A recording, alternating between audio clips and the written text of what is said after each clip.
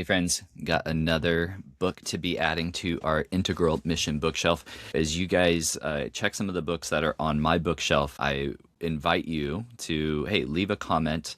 We're just building out this bookshelf. I think this is episode 5 or something, but we're going to keep releasing these on Mondays and Thursdays. And today we're going into the theological side. It matters what's going on with us internally as we seek to do justice and work out in our communities to see flourishing communities. And today we're looking at Tim Keller's book, Generous Justice. This was put out by Penguin Books back in 2010. This is a really kind of seminal book to me when it comes from a theological standpoint. One of the things that I love about Tim Keller in Generous Justice is really his focus on ecclesiology. He recognizes that there's a lot that's in Scripture. There's a lot even in Christian practice, New Testament practice, that has ecclesiological implications for justice work. And yet a lot of those are dropped in contemporary Christianity, and certainly in his context in the Western Church.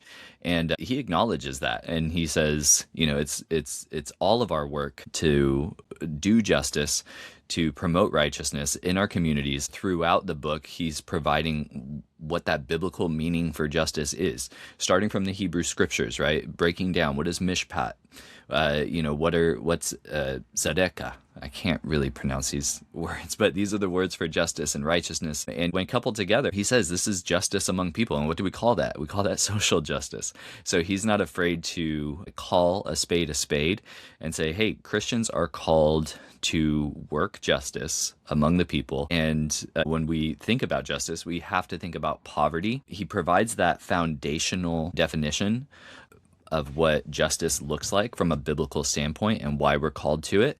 And recognizing that poverty is one of those big drivers of injustice. And he doesn't provide any simple or biased explanations of what drives poverty. He really actually does have, and this would be consistent with some of our other transformational development readings, whether it be from Myers or others, that there's a multi-pronged aspect to what causes poverty. Just reading from pages 38 and 39, he says, the 3 causes of poverty, according to the Bible, right? This is about Bible and theology, are oppression, calamity, and personal moral failure, right? So it's not just, well, the poor are this way because of mistakes that they've made. Sometimes people are poor because of mistakes that they made, but it's not just that. Sometimes there is systemic oppression, right? And sometimes it's just bad luck, calamity, right? We think about some of the natural disasters that are going on in the world.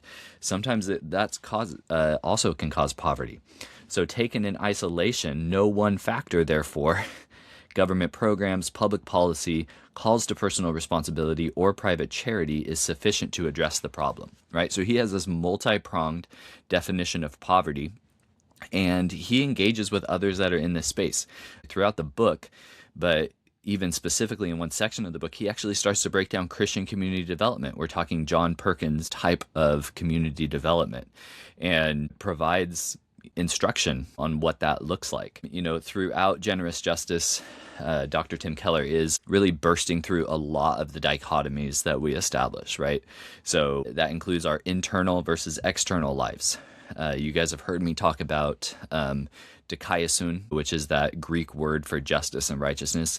I've talked about this on the podcast before, but the scripture breaks through that internal righteousness versus external justice. No, it's all the same to God.